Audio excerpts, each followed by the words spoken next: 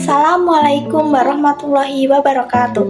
Halo teman-teman, perkenalkan nama saya Arin Wasiatun dengan NIM 222100283 dari Prodi Perbankan Syariah. Di sini saya akan menjelaskan tentang hibah. Tujuan saya membuat video ini adalah untuk memenuhi tugas mata kuliah Fikih Muamalah yang diampu oleh dosen Bapak M. Zidni Nafi Hasbi, SE, SIF, ME. Oke, selamat menyaksikan teman-teman. Oke, yang pertama adalah pengertian hibah. Apa itu hibah? Istilah hibah mungkin tidak asing lagi ya teman-teman. Hibah adalah hadiah untuk seseorang yang masih hidup. Definisi lainnya, hibah adalah pemberian secara sukarela untuk orang lain.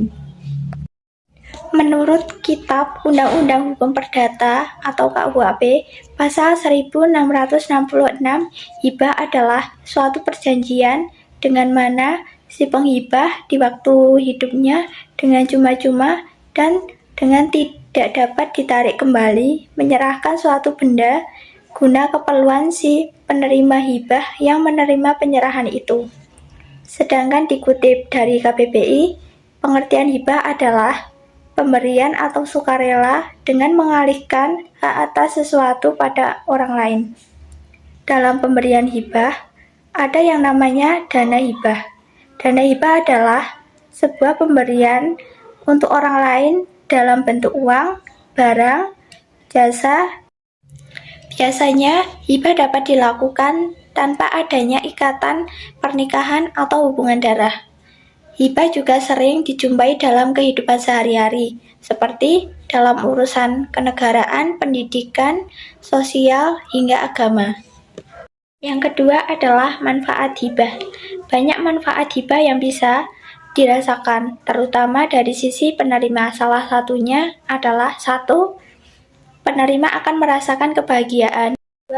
Adalah memberikan hibah kepada orang lain juga dapat mempererat hubungan satu sama lain. Yang ketiga, jika pemberi hibah memberikan hibah tanah, di mana hal tersebut sangat berguna bagi masyarakat yang nanti akan menggunakannya. Hibah tanah bisa dijadikan kepentingan sosial seperti yayasan, sekolah, rumah ibadah, hingga tempat umum. Yang selanjutnya adalah rukun hibah. Bila Anda ingin memberikan hibah kepada orang lain, perlu diketahui ada beberapa rukun hibah, yaitu yang pertama, pemberi. Pemberi adalah orang yang memberikan hibah kepada orang lain. Yang kedua, penerima. Penerima adalah pihak yang menerima hibah tersebut. Yang ketiga, barang yang dihibahkan. Barang yang dihibahkan bisa dalam bentuk uang, barang, atau jasa. 4. Tanda serah terima. Setelah melakukan proses hibah, perlu diketahui bahwa harus ada tanda serah terima sebagai bukti. Yang selanjutnya adalah dasar hukum hibah.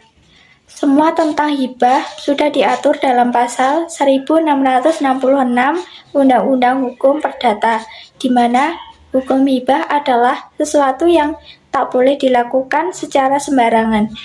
Menurut Islam, hibah adalah pemberian sukarela kepada seseorang.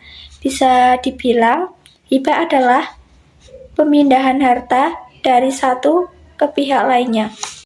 Hukum hibah dalam Islam sangat dianjurkan oleh Nabi Muhammad SAW. Hal ini dikarenakan hibah merupakan salah satu cara untuk pendekatan sesama umat manusia. Selain itu, dengan adanya hibah juga bisa memberikan banyak manfaat kepada si penerima. Jika Anda ingin memberikan hibah tanah kepada anak, perlu diperhatikan syarat hibah tanah ke anak.